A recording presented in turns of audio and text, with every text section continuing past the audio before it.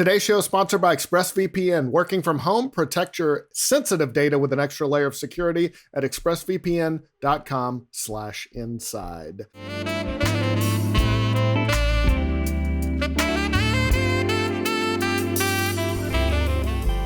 Hey, everybody, welcome to the Inside Gaming Podcast for Christmas. It's Christmas Day. We made it. Jing, jing, jing, jing. That's my jingle bells. Jing, jing, jing, jing, jing, jing. Merry Christmas to all of y'all who celebrate Christmas. And to everybody else, it's fine. Give gifts anyway. It's an amalgamation of many different holidays. So yeah, go for it. Well, actually, it's a pretty devout day for me.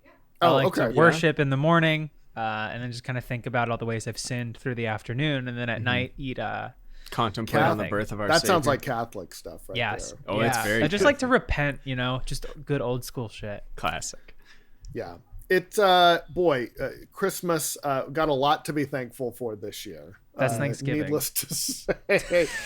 Hope you're not visiting family. Hope you're still quarantining. And, the vaccines are on the way, I guess, unless you're in the UK, and then they're already getting them. So yeah, an old bird got a vaccine today. Yes. Or yesterday, whatever day Good it for is them. in foggy old London town.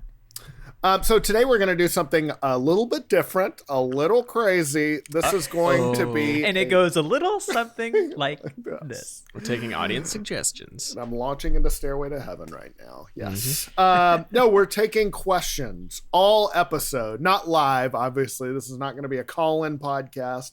But earlier, we took questions from our Twitter account at Inside Gaming.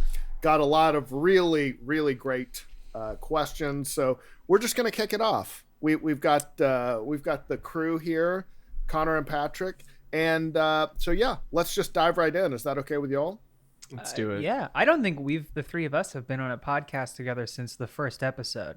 That's probably is that right. true? Yeah, because Patrick and I are always doing the daily, usually, when the other editing one's free. it. Yeah, we have work to do. Yeah, we can't just loaf around like the rest of you Brian. freeloaders. You just have an hour free every day to jump on a podcast. That is not true, because to be after we honest- do the daily, I am working on the roundup. Yeah. Well, you're pumping iron because we need you looking good. That's We need right. you looking fit. I'm getting my reps in. Yeah, definitely curls. Yes. But yeah, we can jump right in.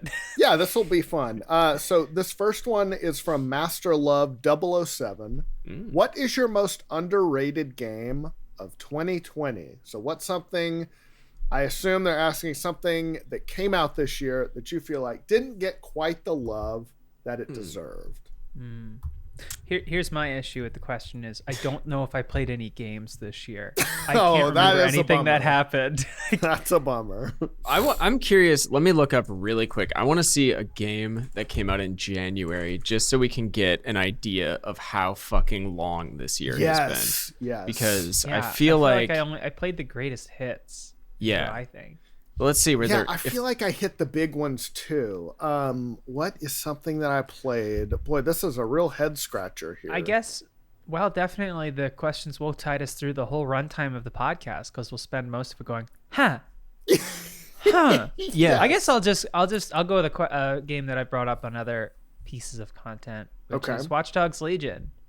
Okay, yes, you are a huge it's fan of that. I'm not even like a huge fan, although I did put it in my number one game of 2020, but that's because I'm a bit of a daredevil. Oh. I like to live on the edge. I mean, it's like it's a fine game. It's okay, and I'd say in many respects not as good as its predecessor, but I feel like Ubisoft dropped it, and then they're like, okay, now Assassin's Creed. Yeah. Because I mean that's the big franchise, but it's Right. like Legion's fun. It's gonna get even further shadowed by another tech forward city based action RPG, Cyberpunk.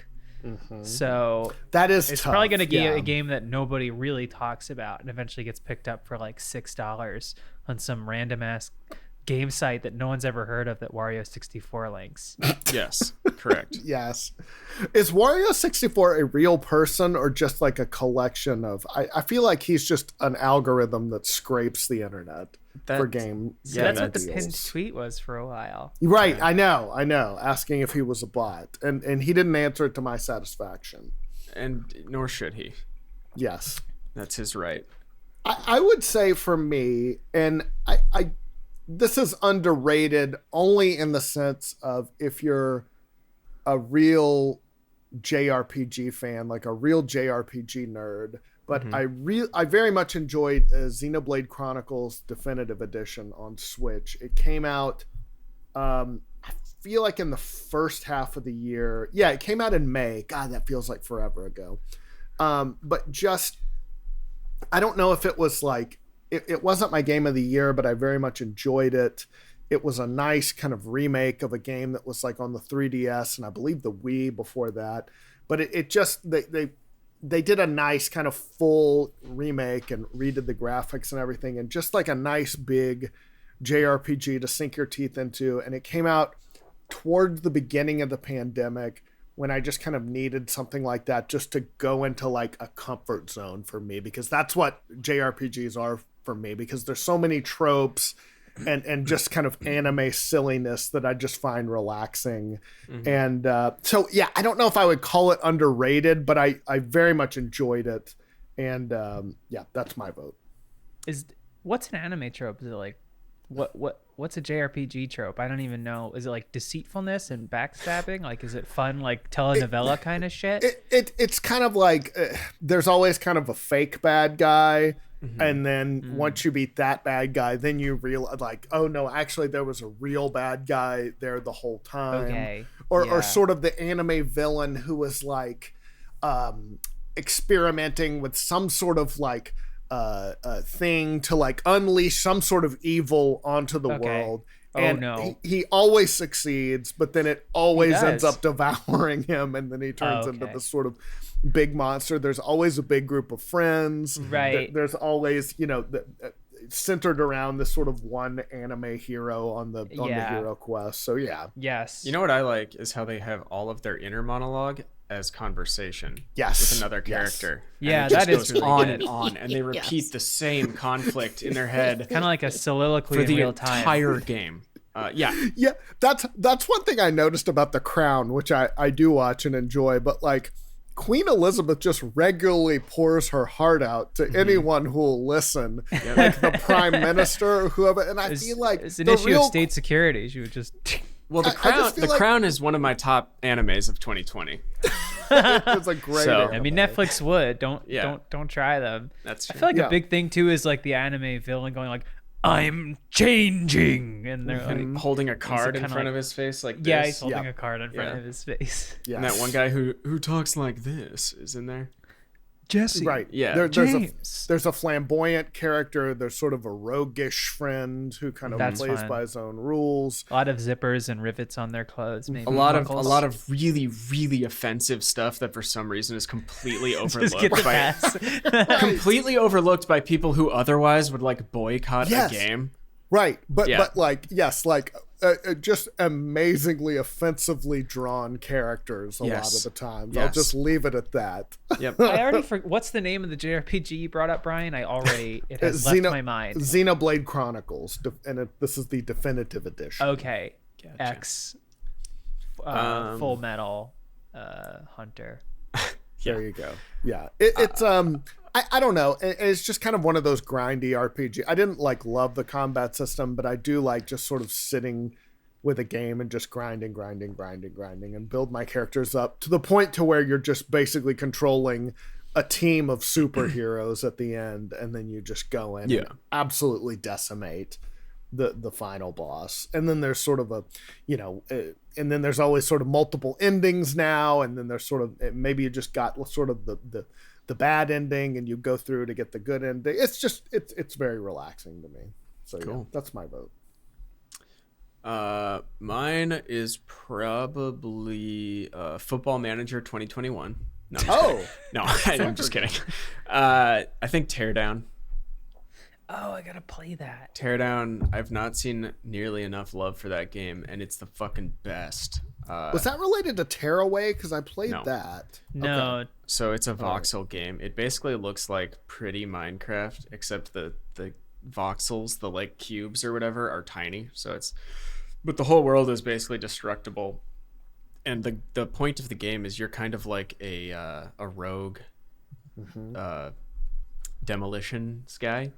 So like the mission I did last night, you're in this guy's mansion and there's 6 cars and you have to get 3 of them into water to ruin them. But the second one of the cars is off like the platform it's on or whatever, the alarm goes off and you have a minute to get everything else. So basically That's so good. The game itself is you plotting your route that you're going to take once the alarm goes off, right? Okay. So you may have to go, I have to be in this building to destroy this safe, but then I have to be all the way across the map in less than a minute to drive this car into the water. So I have to plan and prepare and set everything up so that like I can hit the safe, then I'm in a boat heading to the other location where I have a car set up. So after I dump the one car, I get in that car and get to my getaway. So it's like all of this game that just boils down to 60 frantic seconds of trying to achieve these goals. That's cool. And That's you're so like fun. sort of plotting out your path, basically. Exactly. Like how this is going to, So I the like first games couple like that. missions are more just like destroy this thing. Right. But then as it becomes more like, and you have different tools, like you have a shotgun, you have a flamethrower, you have pipe bombs. You have, That's great. The main tool is just a sledgehammer. But yeah, it's so good. And it's got like a good quick save feature. So you can kind of like, before you try your final run or whatever, you can do a quick save so that you're not like, because it can take a long time to set everything up, just planning everything and trying to figure things out. But I just bought it. it's I'm gonna just now. play that tonight. Look, yeah, you I bought had it it on my. while Patrick was talking about it? Well, he or- reminded me because I had it on Okay. my wish list, and with the bugs and stuff, I don't know if I'm gonna even bother with Cyberpunk this week. So I was like, spend $20 on a game I've heard is really good. is. Right, sorry, it's Christmas. I've already platted Cyberpunk. There you go. Yeah, that's why I like Hitman so much, because so much of it is about Super planning similar. and learning the space and setting up the dominoes and being like, and now I will tip this over and start Yes. in action the stuff that I've been setting up for, because I'll get like super into a map and spend like 45 minutes to an hour setting up before I even That like, it go hits the near the exact target. same buttons as a Hitman game. that's Which great. is why That's I like cool. Yeah. Yeah. Which comes out next month. it. Yeah, Super Hitman. Hot kind of reminded me of that a little bit, and that it was all kind of slow-mo, and then you're learning all the patterns, and then you finally do it, and then you watch the whole thing in real time, and it's fun to just wow, Dude. I'm an ass kicker. You got to try it in VR. Oh, I'm sure. It's very cool. That's a great VR game. It's so good. You don't move your feet around. You don't walk around. Things come towards you, but it works. Cool. Connor, So that's you're that. up. I already went. I said Watch Dogs. Oh, I'm sorry. You were first. So underrated. No one I even apologize. remembers that I talked about it. Because everyone literally forgot about it while you were talking. Yeah. I forget about it a It was lot. I'm that playing Assassin's forgettable. Creed more now. Aka, aka Ingmar, wrote, with all the controversy happening at Nintendo, Smash, Splatoon, Etika Joy-Cons, and given Japan's culture. So a little backstory. They're talking about, Nintendo has been doing a lot of sort of crappy things lately. I'll finish the question first. And given Japan's culture of respecting their elders very seriously, do you think it's time that old management steps down and younger blood steps in who understand the importance of the 21st century? So yeah, Nintendo has been doing sort of a lot of, even for them, kind of going after their base almost. They shut down that Smash tournament because they were using an emulator to play Melee. And then cool. very recently they canceled the Splatoon 2 thing, which a lot of people read as kind of backlash about for the backlash to the fans' backlash about the Melee tournament getting canceled. And then the Joy-Cons were like, I think my reading was that it was a sort of commemorative Joy-Cons for Etika and Etika, sorry, excuse me. And then Nintendo, of course, being Nintendo, shut that down also. So just it was like a custom. It was like a custom skin Joy-Con that was like kind of a memorial thing or something. Yeah, and Which obviously, to which Nintendo said, right.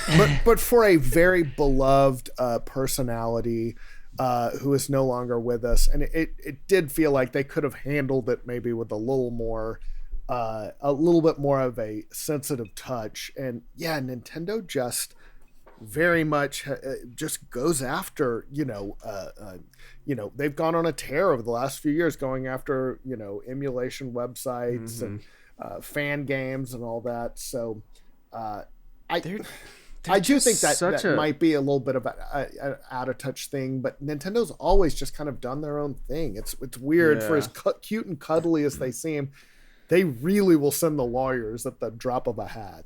Do you think, obviously this is probably never going to happen while the Switch is still in its prime, but like what would it take for them to expend all that built up, what's the word I'm looking for, goodwill?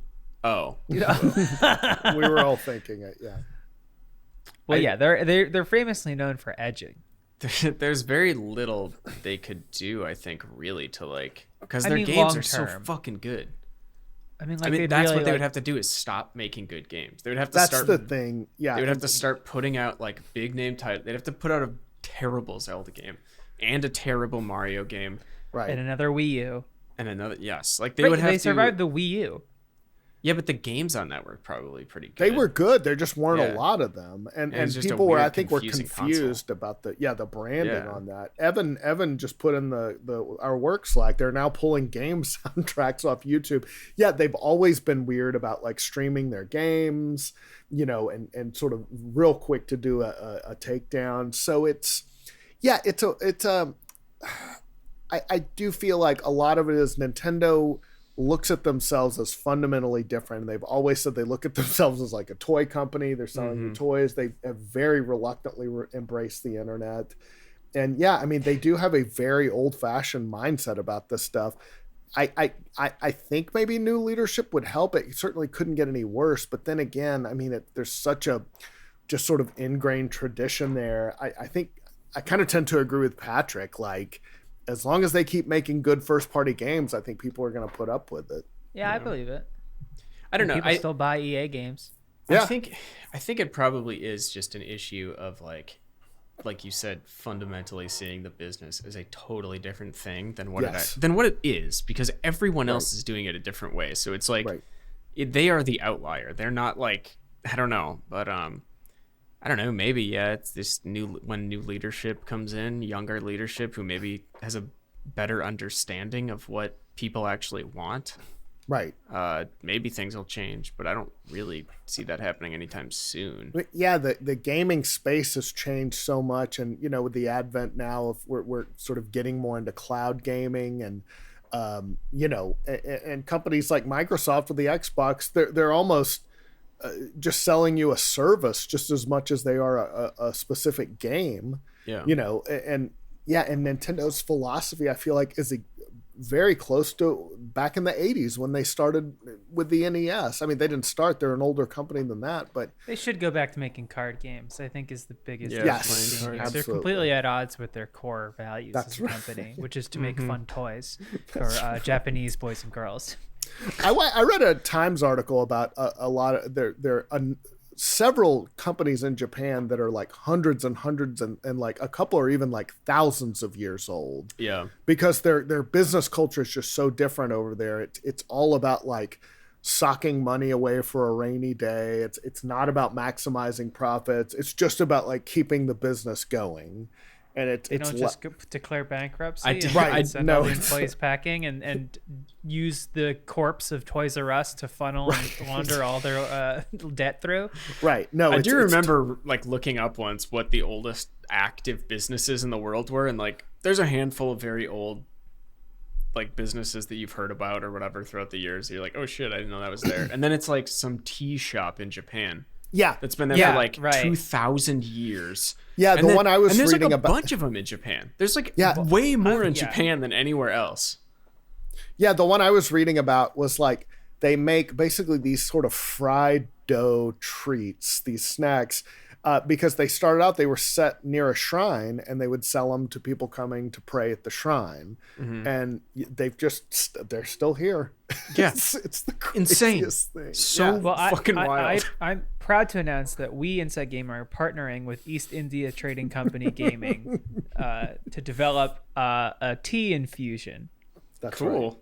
Right. our own line of teas. Pinkertons are still around doing terrible things. It's a pretty old American company. That's true. Yeah. So maybe when something exists for too long in America, it just becomes a malignant and cancerous, or starts out that way. I guess could be. They did kill a bunch of. I mean, we don't know that they're not like putting those fried dough things, like dipping them in arsenic or something. So there you go. Yeah. I mean, but they were just like interviewing the owners of that business, and they were like, yeah, you're sort of, it's drilled into you that your first priority is to keep it going and just not be the one to screw this up. And they were saying, like, with the pandemic's been it's been tough, but like lots of these businesses have like enough cash to operate for like years. Wow. If they have to. It's which in America would draw, like, venture capitalists would be all over your company if you had that much cash in reserve. And I feel like in America, where you can have hostile takeovers where you don't even want to sell, it would just be like, sorry. Also, there's I feel like there's a lot of like, I will not be my father. Right. I will not make this dough. I'm not going to do what he did. Totally. Yeah. Of just like, I need to sort of surpass or do something different from my parents. Yeah. And I don't know. And I don't know the answer, because I do think Nintendo do make very good games. And they have that just reputation for quality, but they are so prickly about their stuff. They're just, it's like they feel just like an old grandparent who is just like set in their ways, and you can say whatever you want to them, but they're not going to change. Like, you can be like, no, you need to actually get a TiVo because it's easier than the VCR or whatever. But the second you leave, they're going to be back to using that VCR because that's what they know. You don't buy a new iPhone every time the old one dies. Right. You just plug it in. I'm on my Cricket wireless. I got my jitterbug. Jitterbug, that's what it is. That's what I was looking for. Yep. Yeah. There you go. Brian with an EI. That's not right. It's Breen. But they spell it BRIAN the correct way. 12 years ago, Inside Gaming started. 6 years ago, the No spin-off series began. And 2 years ago, Inside Gaming was rebooted. Through it all, what was your personal favorite moment of everyone's favorite gaming franchise? So what's your favorite Inside Gaming /No/Inside Gaming memory? I don't have a lot from 12 years ago. Right. Yeah. Didn't know about it. You were a fan. No, I was a fan of Funhouse. I didn't okay. really know Inside Gaming. I became aware of them after they moved over to RT. I guess my favorite Inside Gaming moment, I don't know. I just really miss being at the office hanging out with everybody. I have a favorite, my favorite time period of the channel, like, and this is from, I don't know what the content looked like on the outside. I think it was great during this period, but the time sort of after Lawrence left, because and Lawrence was great. That's not like a dig on him, but like when Autumn was in charge. You're just setting a time period. I would refer to it as the Autumn on the prompter period, where Autumn was on teleprompter. Yeah. We were in the studio, and basically like everything had fallen apart, and it was kind of just like, this is your channel now. Like, okay. Okay. Yeah.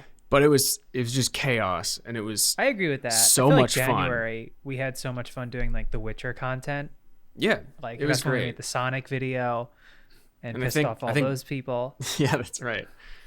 That was the most fun period. That was a to be good part stretch. Of the channel. That's a really good personally. point. And there was enough like goodwill because the channel was still kind of riding high because it was still getting pretty good views. Right. Yeah. But with the old school crew. Well, we got to make it our own. Yeah. Yeah. And we got to just do whatever we wanted. Like, nobody was watching over our shoulder, right, or anything. And like, sometimes for better, sometimes that was for worse, surely. But like, it was so much fun to just. It was like the kids had taken over the. Brian, you get to be a kid in this scenario. Thank you. Oh, little Brian Gar, little BG. It's like the kids had taken over the school, sort of. Yeah, that makes sense. It that was definitely a highlight too, because for me, because it did feel like the teacher was out for something. Like the teacher had a baby, and we have a sub that is kind of cool, and then everybody can do whatever. For me, it was honestly, like I think it was the first RTX, and it was when it was still the No, but it was we didn't do a panel. We just had a meetup at a bar near the convention center, and it was just, but like a lot, you know, we tweeted it out, and a lot of the community came out and just chatting with people. And I was just buying round after round for random. You spent $4,000 on drinks for your fans. Yeah, we did not have a Goldschlager. tab. Yeah. We did not have a tab at all. No. But yeah, it was cool. Just like I don't know, like it was just like a reminder, like, oh, people like actually watch this stuff because especially now, it's like you can just feel like you're just doing it in this vacuum. But it was really cool to like just meet people and just kind of chop it up. My second favorite memory was y'all used to get like free lunch on Monday, right? Mm-hmm. Oh yeah, I guess that was my favorite memory. They brought in banh mi sandwiches, those Vietnamese sandwiches, and they weren't very popular, but I loved them, and I like snagged like 12 of those things. And just like ate like a king for like days after. Oh, it was so good. It was so good. That rules. Yeah. I guess the banh mi is probably my favorite sandwich. So yeah, I don't even know if I had one yet, but I was like, oh wait, this is like my new favorite. They're very good. Man, the daikon, the pork, the mayonnaise, the hunch bread. I think my favorite, I guess, moment, if I had to pick one, was our first week post machinima in the office, and Lawrence was like, do you guys want to pilfer the merch closet? Oh yeah. We were like, we don't know how long this is gonna last, so okay. Like we still even had a boss in our we still had a desk in our room for our old boss who was at the time possibly going to join. She never was, but like we still had a desk set aside for her. Oh, because she was gonna maybe join the channel. Yeah, but she was out on maternity, and it was like we had just gone through. So they fired her. Oh no, she got like she got another cool job. She works at Overwatch League with a couple of our friends. Oh, like way better than this. Yeah. Right. No, we're the top tier of games. But like he's like, do you want merch? And we all felt like just like refugees. We didn't know anybody. We were just told like show up to Playa Vista on Tuesday. We're like, okay. I guess oops. But yeah, it was just like, do you want to see this stuff? And so they took us in the closet, and there was just one big expensive onesie with a hood made of like heavy sweatshirt material with a giant Funhouse logo on it. And I was like, well, don't know how long this is going to last, so I'm going to get while the getting is good. And I'm never so bold, but I took this big giant like footy pajama thing with Funhouse. I still have it. And that was pretty cool. I remember we really didn't know what was going to happen. I grabbed so much shit. I don't think I have a single piece of it anymore. This was like a month and a half before the relaunch even happened. Yeah. I feel like 80% of my wardrobe now is just Rooster Teeth swag. Like, because there's so much. I get a lot of it, but I cycle through it because I don't want like a closet full of shit. Not just Rooster Teeth stuff, but anything. I've given a lot of that much it stuff away to Goodwill. Yeah. Is that a Chicago flag Rooster Teeth shirt, Brian? Yes, it is. Yeah. That's interesting. And people, I forgot what it was, but people come up to me who are from Chicago and ask about it, and I'm always just this idiot, like, oh yeah, it is. But I'm like, yeah, I've been to Chicago once. Like, I don't have any like fun stories, Great town. It's great like town, the Windy City they call it. Yeah, it's like a friend of mine from Pittsburgh. This was years ago. Gave me a T-shirt that said Iron City Beer, and so I would wear that out. And then every now and then, somebody from Pittsburgh would come rushing up to me with like tears in their eyes, because of thank God. That seems to be a big thing in Austin because when I was in Austin for RTX, I was wearing a Purple Rain shirt, and some rando from Minnesota like jumped out onto the sidewalk and was like, "Yep, Purple Rain, I'm from Minnesota," and I was like, "Me too." So good to meet you. And I think you came to talk about a lake that you both knew, and he was like, "There's nothing better taking the boat out on July 4th," which is true. But I don't doubt it. But it was so funny. I did after. It was. You know what? It was the 4th of July. I think it was that weekend that we were in Austin. But it was just like, I remember So telling funny. you afterwards that man is not representative of Minnesotans. 'Cause he was very douchey. No, I think seemed like a you nice are enough much guy, more but stoic Right, and right. reserved Yeah. and white. Hey, everybody, we're going to take just a second from answering all the questions to talk about Green Chef. What is Green Chef, you might wonder? Well, Green Chef is a USDA certified organic company that makes eating well easy and affordable with plans to fit every kind of lifestyle. Green Chef lets you choose from a wide variety of easy to follow recipes. It's great for paleo, keto, plant-based, or if you just want to eat healthier, that's great too. Recipes are quick, easy with step-by-step instructions, chef tips, and photos to guide you along. Everything's hand-picked, featuring the organic veggies and high-quality proteins you want delivered to your door. There's something for everybody. Green Chef, it's easy to eat well and discover new recipes every week that everybody will enjoy. You can switch up your meal plan whenever you're ready to try a new way to eat. It's all delivered to you. Their expert chefs design flavorful recipes for your lifestyle that go way beyond the ordinary. There's a wide variety of meal plans, plenty of options to choose from each week. Green Chef makes cooking easy with options that work around your lifestyle, not the other way around. And you might remember I've talked about HelloFresh in the past. Green Chef, it's now owned by HelloFresh to offer a wider variety of meal plans to choose from. There's something for everybody. I love switching between the brands for when my tastes change or for when I want to eat a little differently from one month to the next. Now, you guys can enjoy both brands at a discount with me. Here is what you need to do. You got to go to greenchef.com/sendnews80 and use code SENDNEWS80 to get $80 off, including free shipping. Go to greenchef.com/sendnews80 and use code SENDNEWS80 to get $80 off, including free shipping.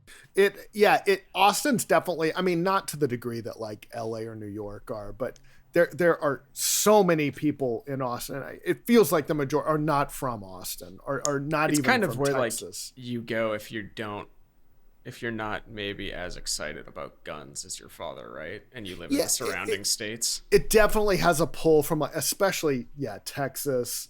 If you want some sort of any kind of liberal alternative. Yeah, it pulls a lot of like New Orleans people after Katrina, a lot of people from California. There's a huge California backlash because, tech companies will relocate here because, we're Texas, we let them do whatever they want.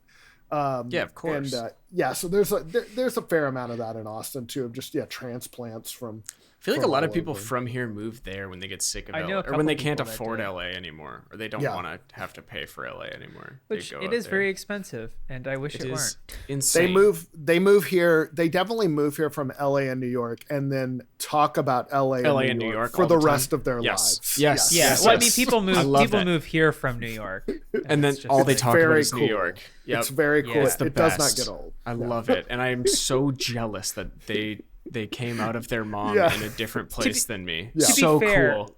When somebody moves to LA and they're like, the traffic, it's like, we know. Well, we all know. I mean, something about New York, though, it's like, okay, I don't go back. That's true. Go out, leave. It is very much. Why are you talking about it so much? They definitely take that if I can make it there, I can make it anywhere cliche. Big Apple, like Big Apple, baby. But it's like, but if you made it there, you wouldn't be living here. Right? now, you didn't make it there. You're here instead. Right. Fucking loser. All right, let's move on. Moogle Boots asks, since it is the season, what was your best gaming Christmas gift? Mine was when I was a kid. Parents got an NES and 2 games, Dragon Warrior 1 and Mega Man. Best Christmas ever. Fantastic question and fantastic memory. Mine was very similar. And I've told the story before, but I was, we're probably about the same age, but I remember like being a kid and it was sort of mid 80s. And it was just that time when everyone wanted a Nintendo. Like everyone was aware of them and they had supply issues. And I remember just like, I'm sure that's all I talked about for Christmas. And then my parents couldn't find one. And so they they called my grandmother who was in Louisiana. She went and got one, and it was, according to legend, there was only one left at the store. She called and they wouldn't hold it for her, so she ran to get it and then mailed it to my parents. And so and so I got it, and it was just like, it's still the best because I remember playing Super Mario all night, and then took back many other gifts so I could buy the first Zelda, and just a super fun memory. I would say for me, it's kind of a similar thing, but I got the first Xbox for Christmas, I think, and it was like really, really hard to get one. I remember them being almost impossible to find, and somehow my mom like went to a Comp USA, I think, which was an old computer store that I don't think exists anymore. But apparently they just had a stack of them in there. Probably because most people didn't think to go there. Right, exactly. Yeah. But that was like, because my parents were always kind of like, no, you don't need any video game consoles. Yeah. Like we would play computer games and shit. Like we had that, but like they were just like, no, you don't need an N64. You don't need any of that stuff. And then the Xbox, mine would always be like, you don't need something else to play games on. Exactly. Yeah. They would always say that was the best moments when it was like they did not even like it, or kind of like the Christmas story moment where like my mom would be like, you don't need another one of those, and my dad would be like, go ahead, open that one. It's just like, no fucking way. And I like, so Xbox, it was like the first, I think it was probably the first like big console that I ever got, and I was old enough that it wasn't really like a, you don't get this anymore. I was in high school, I think, at that point, maybe middle school, but I don't even remember what games I got. Probably like Halo. I remember buying Brute Force, which was a terrible game. It was the only one I could afford because it was $5. Right. But that's also, I would say, the console generation, like far and away, hands down, no contest, that I've had the most fun with, because it was like Xbox Live was there, but the best way to play was still to have all your friends come over, and everyone would be carrying like a shitty 13-inch CRT TV with their Xbox, and you'd have to like wrangle who was bringing what controllers, and you'd have to like make sure you had all yours again when you could LAN them up or whatever. So we just have like these LAN parties with 4 TVs, 4 Xboxes. And we're all just smoking weed and drinking all night in someone's parents' basement playing Halo. That's so cool, dude. And it was that, like, no contest. The original Xbox is my favorite. Not even for games, but just for like memories and shit. Those are easily the best. Those are my favorite memories too, of just like LAN parties around that age of just like 16 being in people. Yes. In so just good. A smelly little room. Yep. Yeah. I remember and you're there for a whole weekend. We would go to the store. Yeah. We would go to the store. It's like, let's just get a lot of soda. I got a monkey bread. And let's just go hang out in the basement and eat and play like Smash or something. Yeah. God. It's just whoever had like what amount of money to buy shit from Taco Bell and right, exactly. The best. That's the thing I think Nintendo is still stuck in, because I feel like that is the way they want you to play their stuff. They want you all to be in a room and everybody to have a controller and to be playing Smash or whatever. And they just, it's like they refuse to get out of that mindset. And I agree, it's the most fun. It's the most best way to do it. I mean, like having had like the Wii Fit board, like we all would be like, all right, I'm going to go skiing now. And the Wii was great for that. It really, they're not wrong that it's the best way to play it, but also like sometimes it's not. I just don't know if there's like, I mean, at a certain point, it's just not sold that way anymore. I don't even know if people really think about like, oh, I could do it this way. Like, I don't know if high schoolers today are thinking like, we'll bring all our Switches over. But all of that stuff too is very dependent on the particular time in your life. Right. Because when you're in high school and when you're in college, you're constantly around people your own age. Lots of them. Like I remember making some joke, like the last time I rode, I had 4 people in my car was in college. Like since then it was just been me and maybe one other person. But and once you graduate and you're kind of out working or doing whatever, you're not, or at least, I mean, some people are, but you just might not be in that situation anymore. Yeah, and like honestly, drinking Monster and tequila, and then smoking weed and Adderall out of a fucking hookah while playing Halo in someone's mom's basement for 2 days kind of sounds like hell on earth to me now. Right. But my memories are so fond. Right. Like it was the best. But if you had to do that now, I would die. Like, I would die. You would not. My you heart would perish. would explode. I'm a little younger than you guys, so like GTA 5 came out when I was in college, but we had like the party house for basically the marching band. So do with that what you will. But anyway, like we would wake up all feeling like shit. We still had like a third of a keg, and we didn't really have heat in our house, so it would be like 48 degrees in North Philly, and we would just pass around the controller and take turns playing Xbox, just sitting around drinking beer at like 10:30 on a Sunday. It's like, it's fucking cold. We've got blankets and like sweatpants, and like there's just like random like friends or like just people that crashed on the floor of the couch that are also there, and it's a few bored oh, you haven't left yet, girlfriends. Yes, exactly. And it's just, or like whoever my one roommate hooked up with would like come down halfway through and be like and it was just the fucking bad. And we would only have one person playing GTA at a time, and we would just pass the controller around. It was great.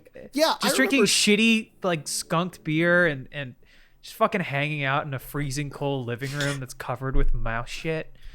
Yeah, I remember that. Honestly, too. Like, doesn't get any better. When I got a PS2, I think, and I got Final Fantasy X with that. I remember my roommate would just like watch me play and was just sort of entertained by that. Like, he didn't really want to participate. He just thought it was cool looking. We would score it for each other because we had Spotify on the PS4, and we could just control it with our phones. So I would have Gonna Fly Now from Rocky queued up, and every time my roommate hit a ramp, I would be like, ba, ba, ba, ba, ba, ba, ba, ba, and then pause it when he hit the ground. Very Philly. It's fucking stupid, but yes, very Philly. We love Mr. Balboa.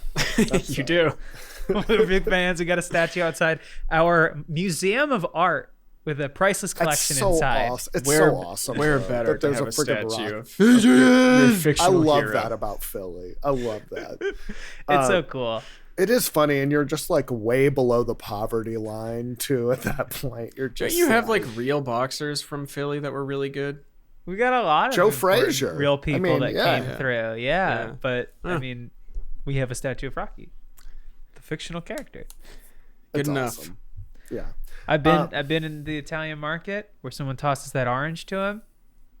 No one's throwing at me, but I've been there. That's awesome. Well, you're not Italian. Anyway, my favorite Christmas gift was Guitar Hero World Tour. Ooh, that's a good one. That's a good one. Yeah, because I was consumed by it. I was obsessed with it, and then eventually decided that it would be. I had heard it was hard to get, and realized it was a doomed prospect. And I was like, I don't even care anymore. And they got it, and I was fucking stoked. And the drum set was broken out of the box, and it took 3 weeks to get a replacement cymbal. But the guitar worked and the microphone worked. That's all you need. I was basically a freshman in college when Rock Band came out, and my buddy got it. Holy shit! And we were friends with some people who had like who had like a house. So we would just go over there, and they were all 21. So we would go over there and get so unbelievably shit-faced and just play Rock Band for like 7 hours. It was so cool. Yeah, like you can't beat that. No. Rock Band or Rock. I remember Guitar Hero. I think it was Guitar Hero 2 in like 2006 or something. But it had like a minute where it was just like and then Rock Band and all that. And I got Guitar Hero 2, and I just moved to Austin, and I was just by myself in an apartment, and I would just play the shit out of that game. And then at one point, a friend of mine invited me over, and he had it too, and I just shredded Cherry Pie by Warrant. Oh yeah, and yes, come on. That was as close as I was going to get to living that dream. Yeah. It really did like evoke that. I remember I was so obsessed with it, but I didn't have like a system for the longest time that could play it. And that new Guitar Hero was the first one that had come out on Wii. So that's why I got that. But anyway, before that, I got like, those like Pac-Man plug and play joystick games. I basically got the Guitar Hero equivalent that I saw in a Macy's with my mom. It was like $50. And it was like so shitty.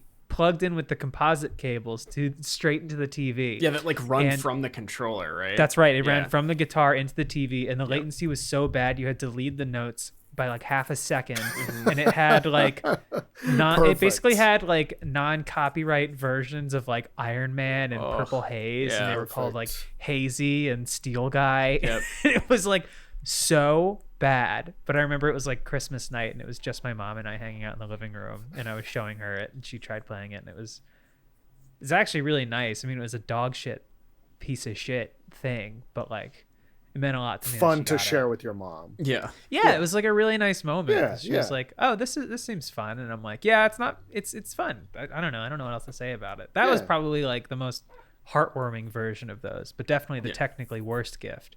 You're right. Claudia asks, what is your favorite video that you've done this year? Like a particular script you can remember that you had fun or felt proud of writing or filming it? That's a good question. Oh. I think I really liked. Hang on a second, sorry. Nope. The one where he's got to go think about it. Okay.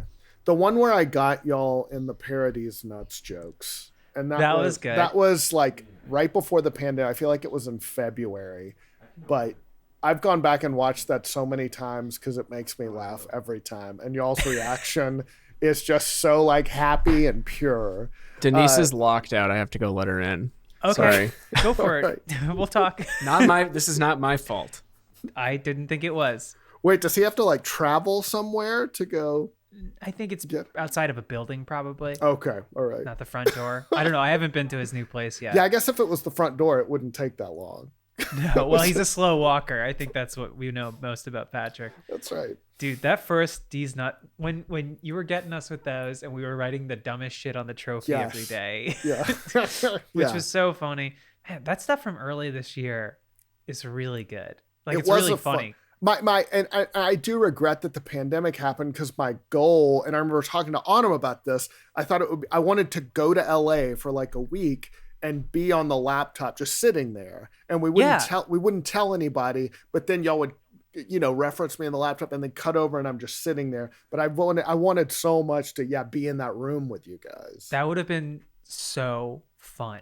I mean, I'm glad that you're on camera now, but like that would have been great. Yeah, and I feel like the audience would have loved it. It would have just been so much fun. Yeah, I definitely spent a lot of time thinking about what this year would have looked like if we didn't have to all go to our homes, because I mean, like, the Zoom fatigue is real. We've all talked about it. And it's just like, we're still making good stuff. Like, I think our quality of content is still high enough, pretty good. But like, when I was making that Farewell Autumn video, I was going back through all the clips from January and February and early March, and it's so funny. Yeah. Like, we're having so much fun, and I'm just like, damn, I can't even put my finger on, but a lot of those, there was like a Witcher video we made, which is just makes me laugh every time I see it. And I think my favorite moment, which maybe I should just wait till Patrick's here because he's in it, but I think at least in quarantine, there's you know what? The xCloud video I made where I go out and I shot like a vlog. I don't know if you've seen it, but I did watch that. It turned out really, really well.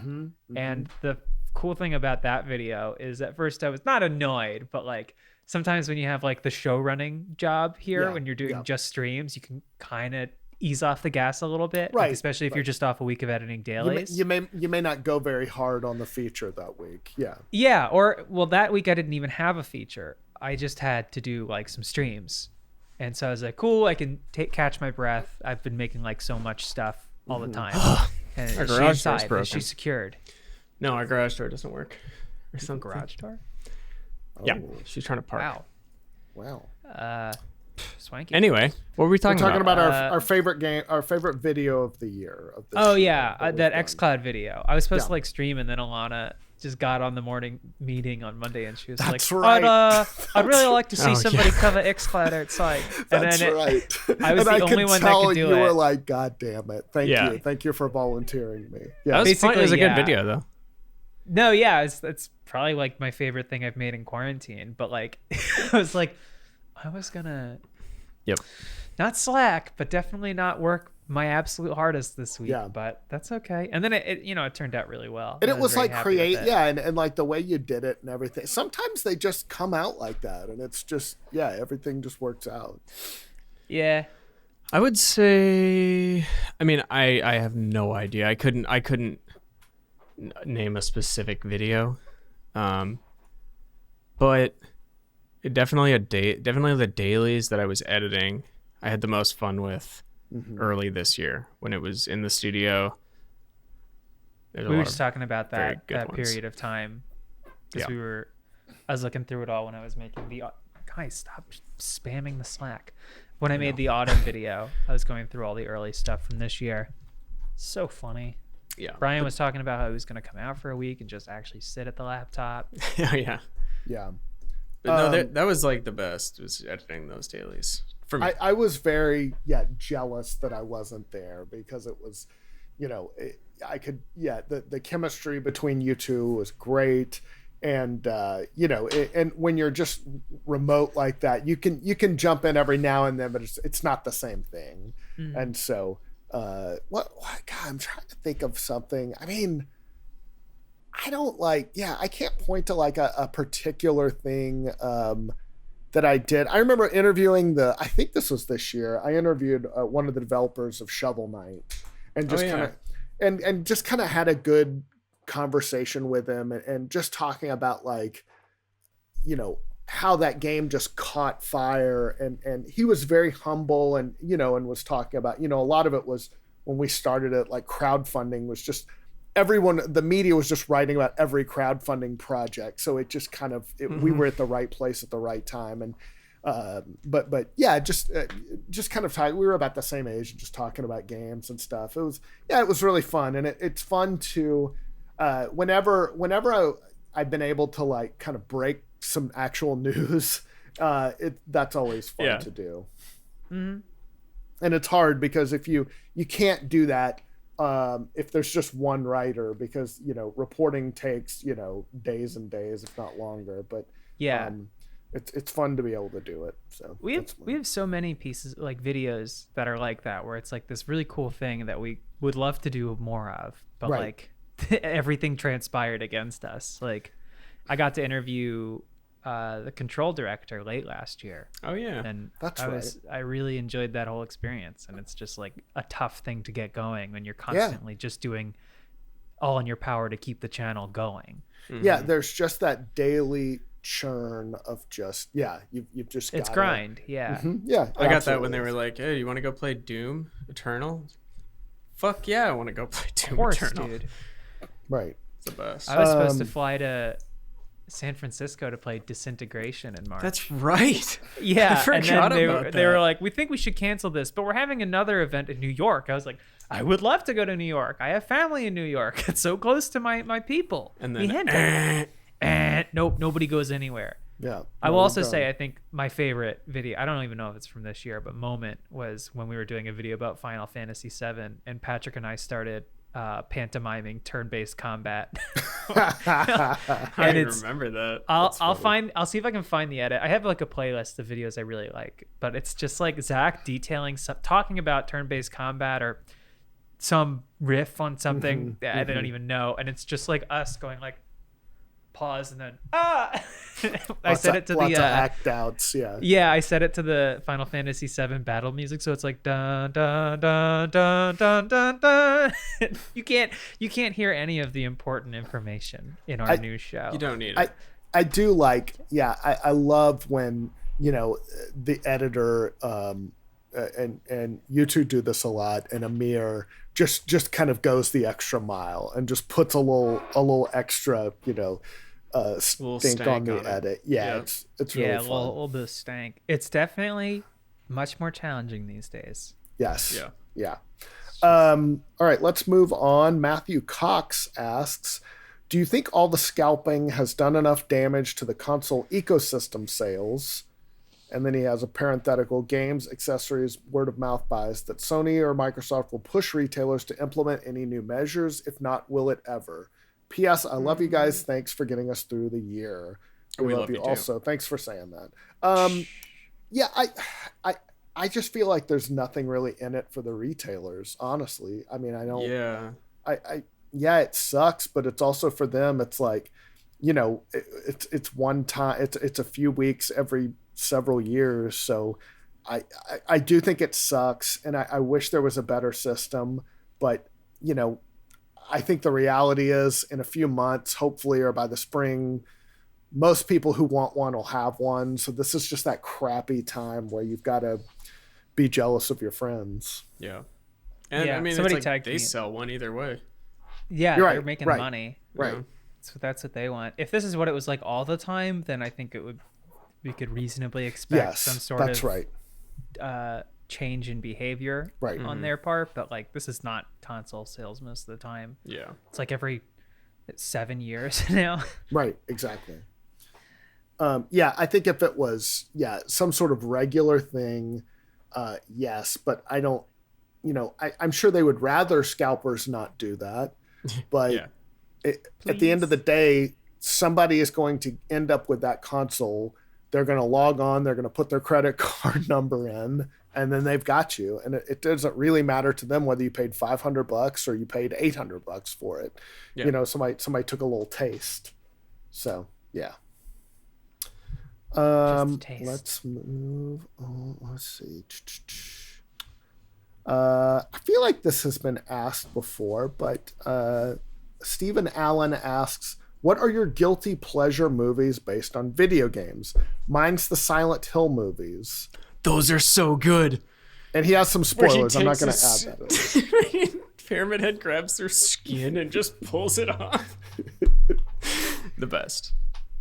I remember loving The Wizard, the Fred Savage one, and that was 100% just an ad for Super Mario 3. Yeah. But that was fun, and then that sort of mid-90s, the first Mortal Kombat movie, I saw definitely multiple times, and even then I sort of knew it was bad, but still, like, it was still fun. And I feel like all video game movies should be bad but fun.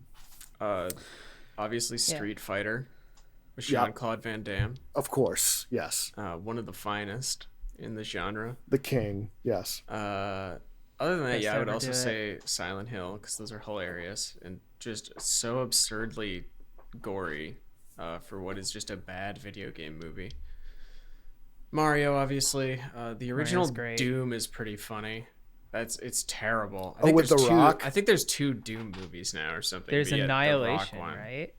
Yeah, the one with The Rock, so bad. And I remember going to see that in the theater, and there was like there were all these dudes with like Resident Evil jackets. Yes. But yeah.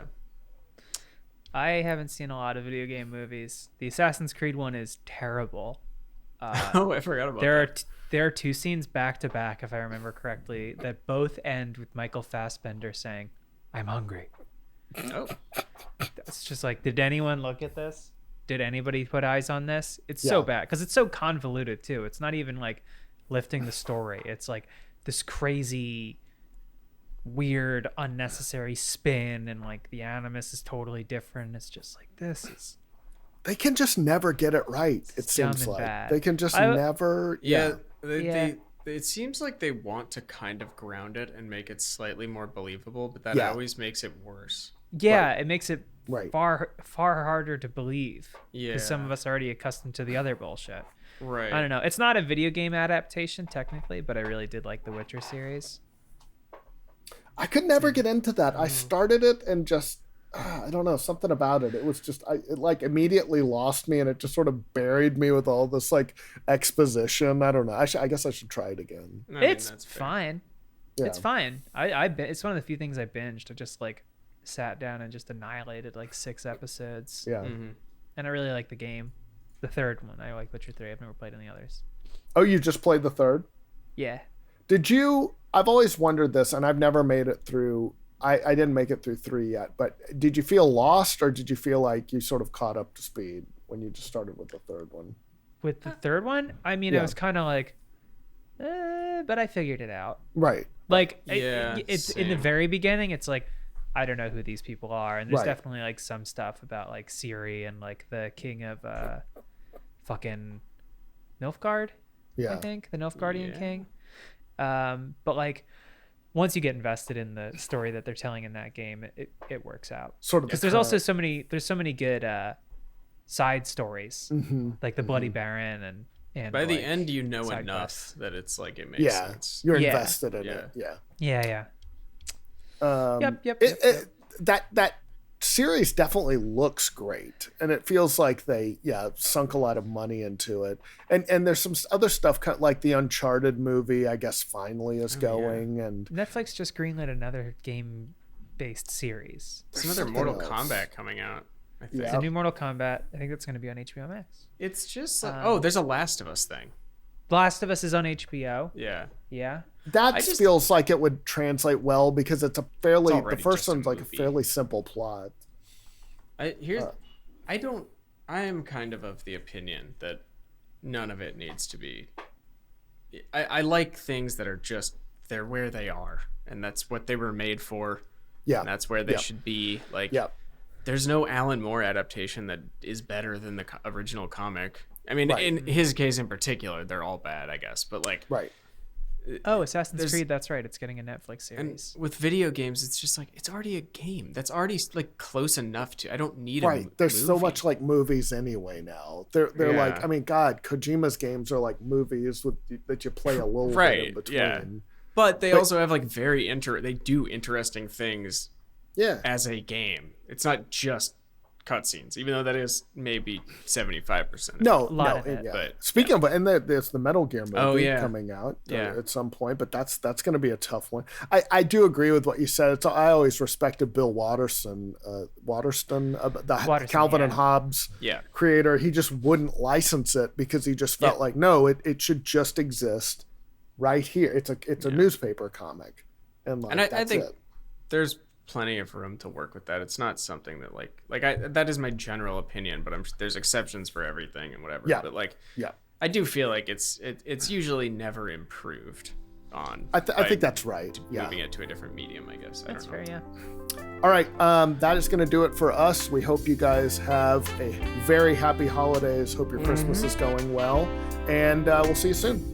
Bye. Go kiss your elderly relatives on the There you mouth. go. That elf on the shelf. He's going to see what you did. Yep. Bye.